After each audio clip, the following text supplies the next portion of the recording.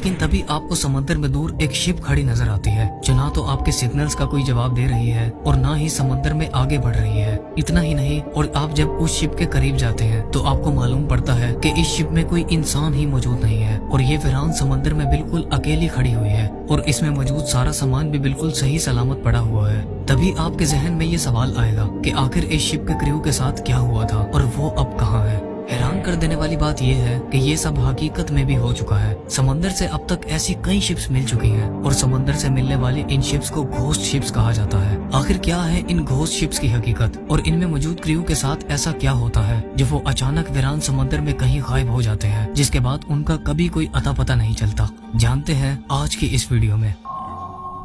आज के दिन तक समंदर में 438 से भी ज्यादा घोस्ट शिप्स को देखा जा चुका है और विकिपीडिया में पब्लिश्ड एक आर्टिकल के मुताबिक 5767 से भी ज्यादा क्रू मेंबर्स इन शिप्स से गायब हो चुके हैं। इस आर्टिकल में ये भी लिखा है कि इन नजर आने वाली शिप्स और इनसे गायब हो जाने वाली क्रू की तादाद इससे भी कई गुना ज्यादा है जो आज तक रिकॉर्ड ही नहीं हो सकी। घोस्ट शिप्स की इन मिस्ट्रीज की शुरुआत 17वीं सेंचुरी में हुई थी जब एसवी सीब्रिग नामी एक शिप रोड आइलैंड के इलाकों में देखी गई थी। जब इस शिप को पहली बार देखा गया था तो उसमें कोई इंसान मौजूद नहीं था और उस शिप का सारा सामान भी बिल्कुल सही हालत में मौजूद था। यहाँ तक कि इस शिप की गैलरी में कॉफी भी गर्म हालत में मौजूद थी, जिसे देखकर ऐसा लग रहा था कि इस शिप के कैप्टन और क्रू ने इसे इमरजेंसी की हालत में छोड़ा था। लेकिन हैरान कर देने वाली बात तो ये थी कि इस शिप पर किसी किस्म का कोई ऐसा निशान मौजूद नहीं था जो इस बात की तरफ इशारा करता कि इसके साथ कोई हादसा पेश आया था। और सबसे बड़ी बात कि इसका क्रू अगर इसे छोड़ गया था तो वो अब कहाँ था।